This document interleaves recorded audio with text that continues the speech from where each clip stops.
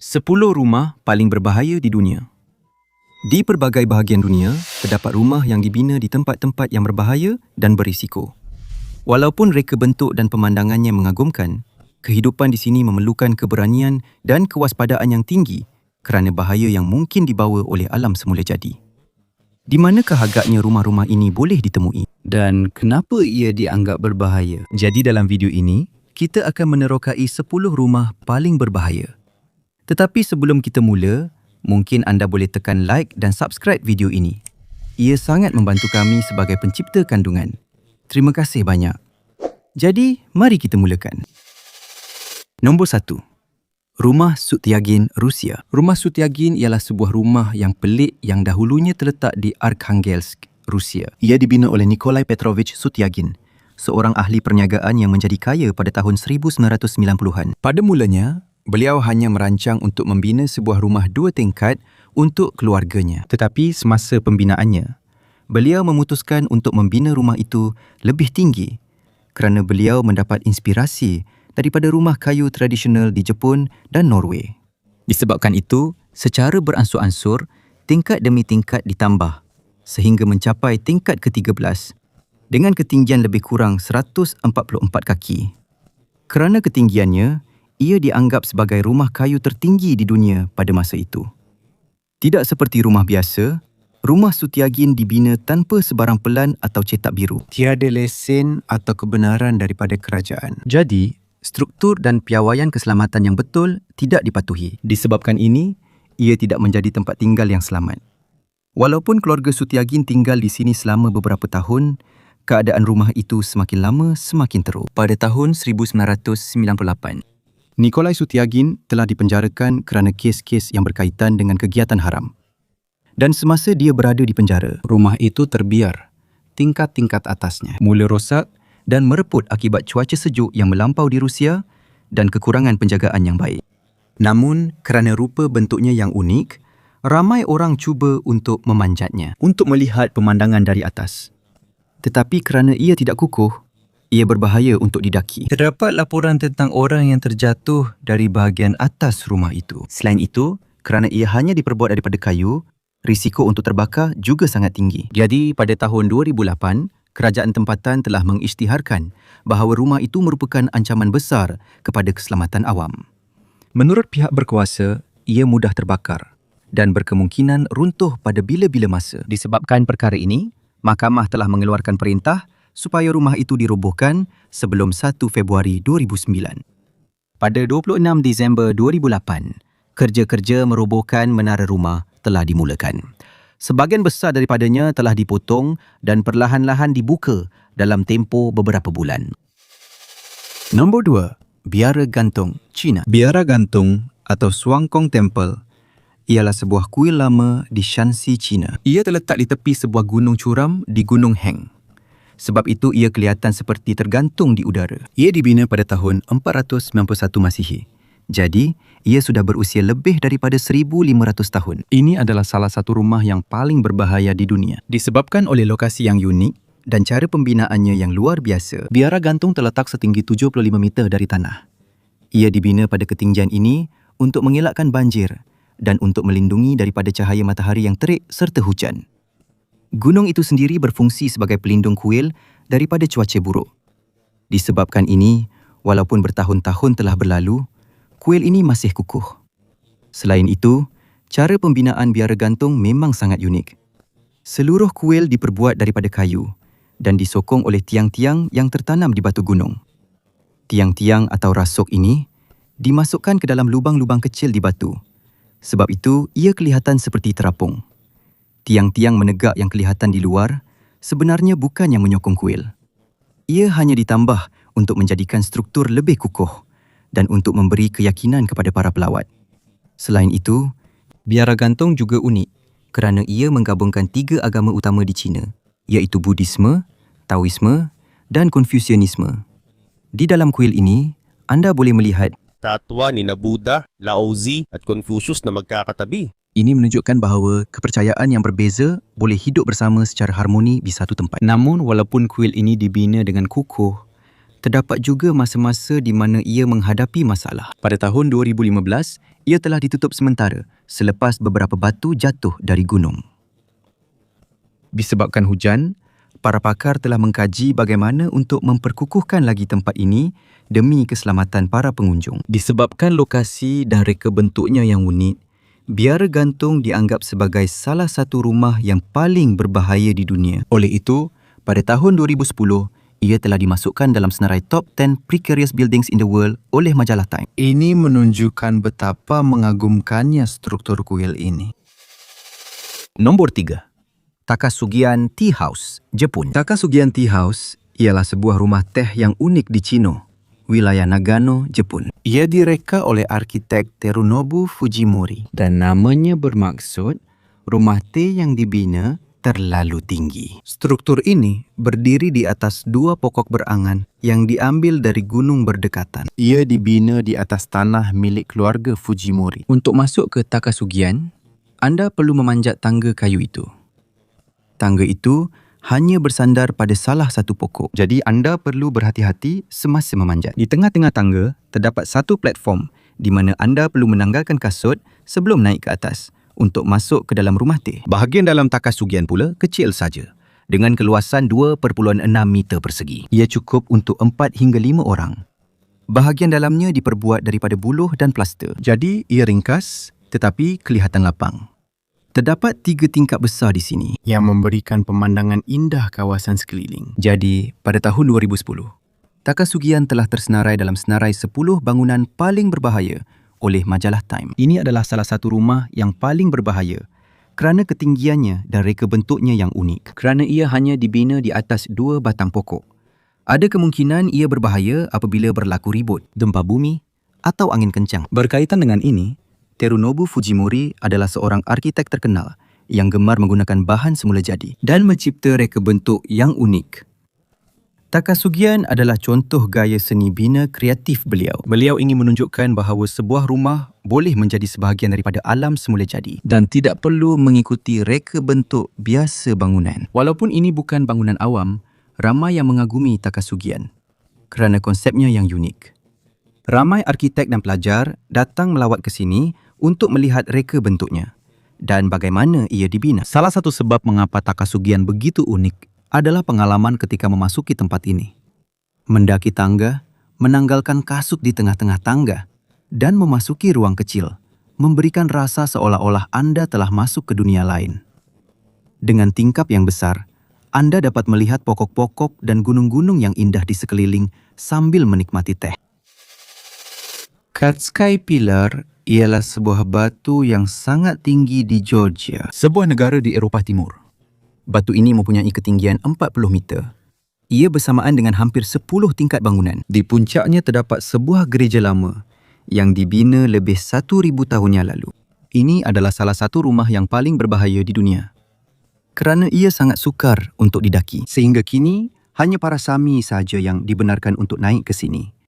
Sebelum kedatangan Kristian di Georgia, tempat ini telah digunakan oleh orang-orang purba sebagai tempat suci. Mereka percaya tempat ini mempunyai kuasa dan berkaitan dengan Tuhan mereka yang membawa kemakmuran. Tetapi apabila agama Kristian tiba di negara ini pada abad ke-4, tempat ini menjadi tempat suci untuk para Sami. Mereka memanggilnya sebagai Pillar of Life atau tiang kehidupan. Sementara itu, pada abad ke-9, para Sami membina sebuah gereja kecil. Di puncak para Sami ini dipanggil Stylites.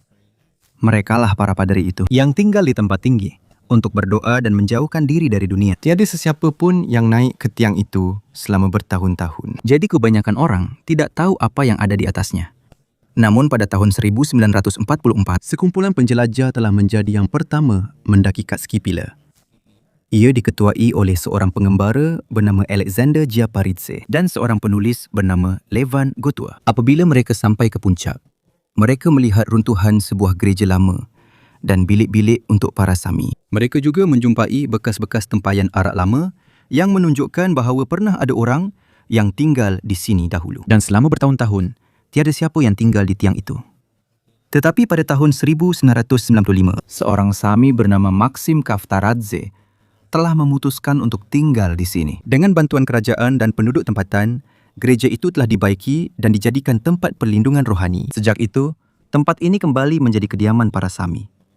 sangat sukar untuk mendaki tiang tersebut kerana tiada tangga untuk naik ke atas. Satu-satunya cara untuk naik adalah dengan menggunakan tangga besi yang dipasang di sisi batu itu. Tangga ini sangat curam dan berbahaya.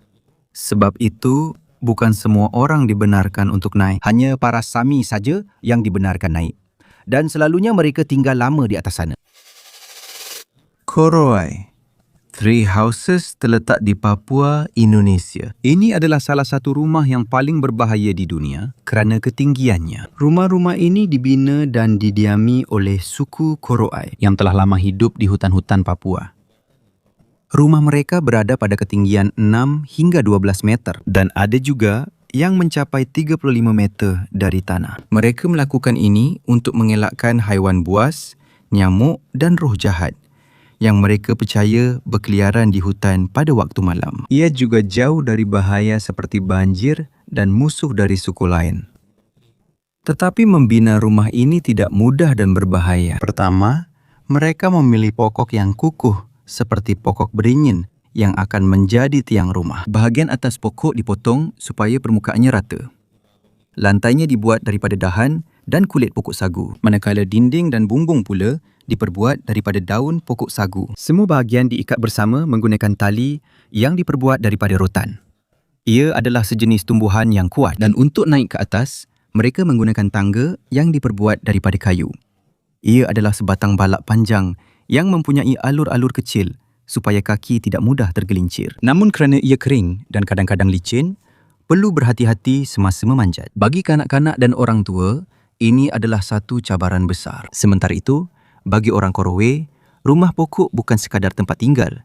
Ia juga merupakan sebahagian daripada budaya dan kepercayaan mereka. Mereka percaya bahawa semakin tinggi rumah itu, semakin selamat ia daripada roh-roh jahat. Selain itu, ia juga membantu melindungi mereka daripada haiwan buas seperti ular dan buaya. Oleh kerana mereka tinggal di dalam hutan, cara hidup mereka bergantung kepada memburu, menangkap ikan dan mengutip buah-buahan dari pokok. Oleh itu, rumah mereka dibina di tempat tinggi supaya mereka dapat mencari makanan dengan lebih mudah dan mengelakkan bahaya di atas tanah. Walaupun ia selamat daripada haiwan liar, tinggal di rumah yang tinggi juga mempunyai bahaya.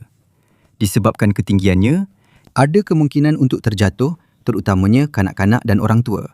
Mereka tidak mempunyai tangga moden, jadi memerlukan keseimbangan dan kekuatan untuk naik dengan selamat.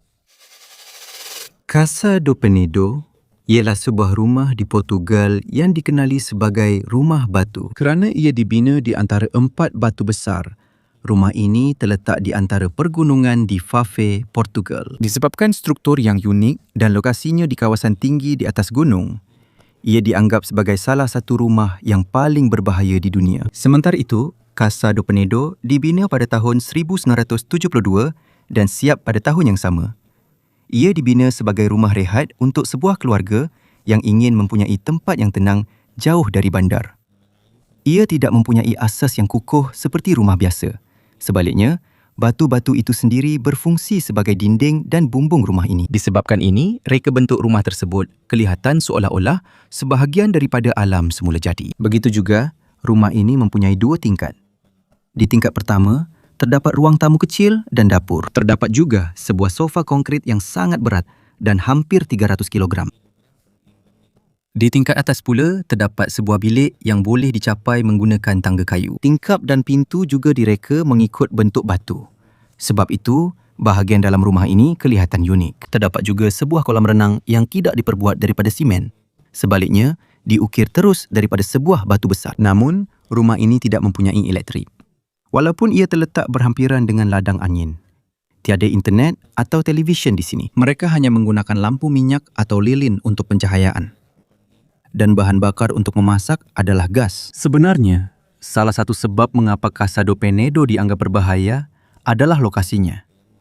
Ia terletak di bahagian tinggi gunung dan sukar untuk dicapai. Dan apabila angin kencang atau ribut melanda, perjalanan ke sini menjadi berbahaya kerana jalan yang curam. Oleh kerana rumah ini diperbuat daripada batu, sukar juga untuk keluar dengan segera sekiranya berlaku kecemasan, seperti gempa bumi atau kebakaran. Rumah ini juga tidak mempunyai banyak pintu keluar.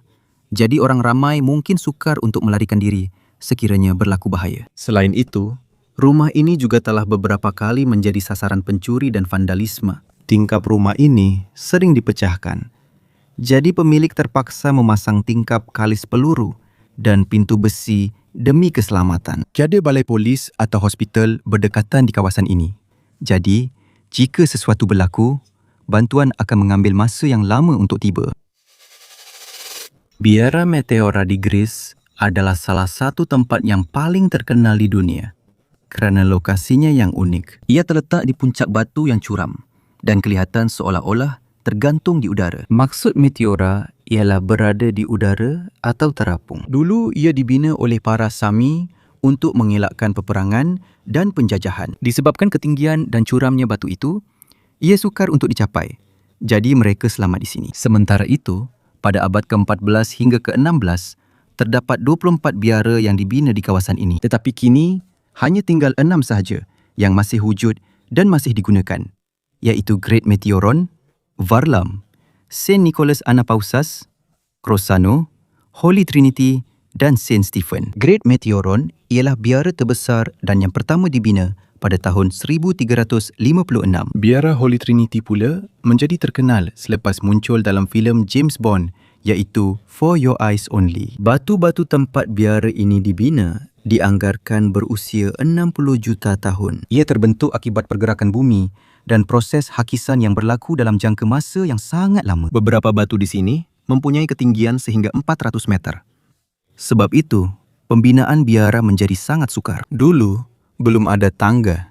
Jadi para Sami menggunakan tali, bakul dan tangga kayu untuk naik dan memindahkan barang-barang. Jika mereka ingin turun, mereka perlu menggunakan tali yang ditarik. Sehingga kini, disebabkan oleh lokasinya yang curam dan berbahaya, ia dianggap sebagai salah satu tempat tinggal yang paling berbahaya di dunia. Sehingga kini, ia masih sukar untuk didaki kerana banyak tangga yang curam dan laluan yang sempit. Terdapat bahagian biara yang mempunyai tebing di tepinya. Jadi para pengunjung perlu berhati-hati ketika melawat tempat ini. Apabila hujan atau angin kencang, tempat ini menjadi lebih berbahaya. Tetapi walaupun sukar untuk dikunjungi, masih ramai yang datang ke sini kerana pemandangannya yang indah. Jadi pada tahun 1988, UNESCO telah mengiktiraf Meteora sebagai tapak warisan dunia kerana kepentingannya dalam sejarah dan agama.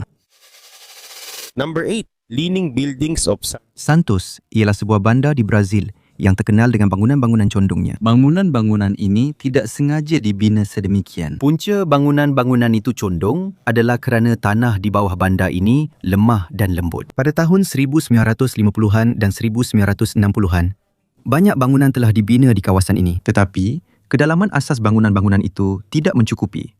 Jadi sebahagiannya perlahan-lahan tenggelam dan menjadi condong seiring berlalunya masa. Pada masa kini, terdapat hampir 90 bangunan di Santos dengan tahap kecondongan yang berbeza-beza.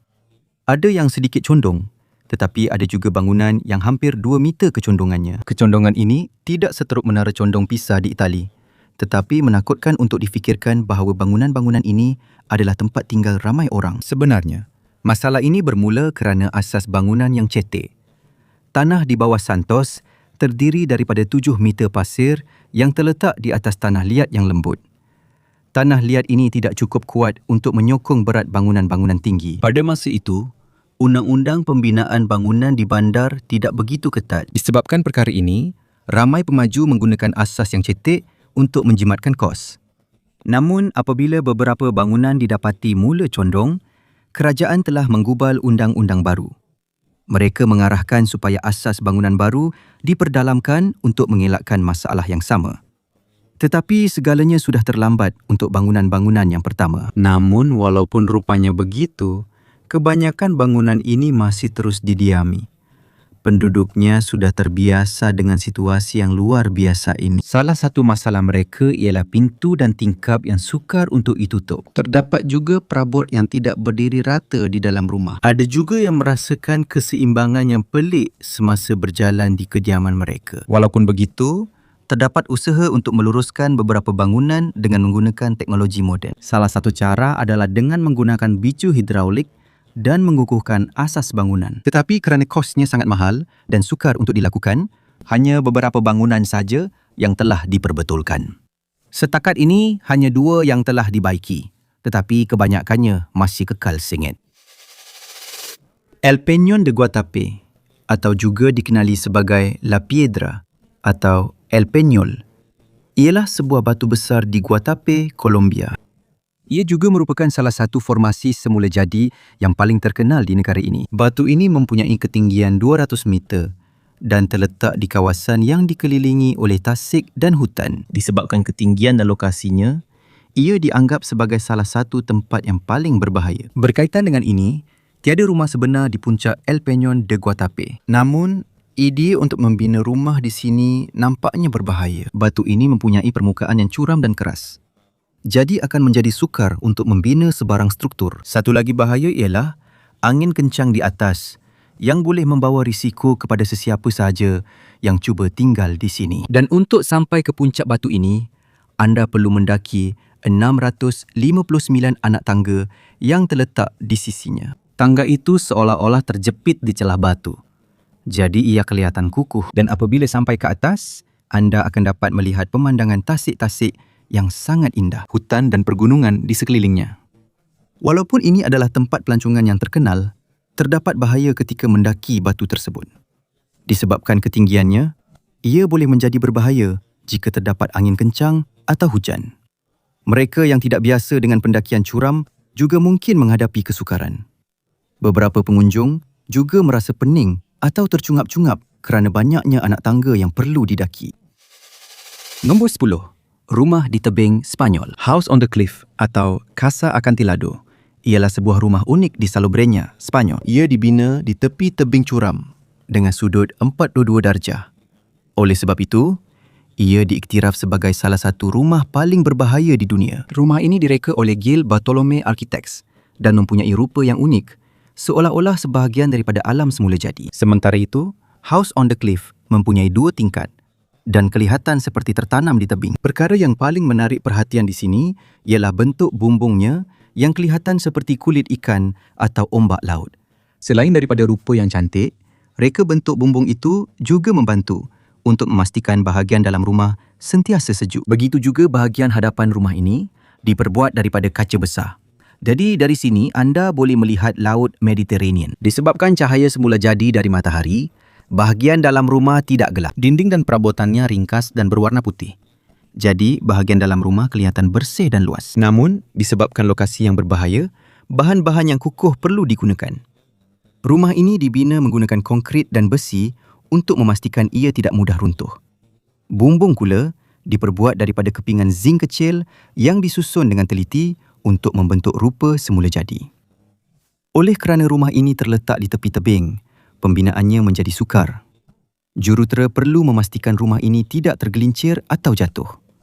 Membawa bahan binaan juga sukar kerana kawasan itu curam dan sukar didaki.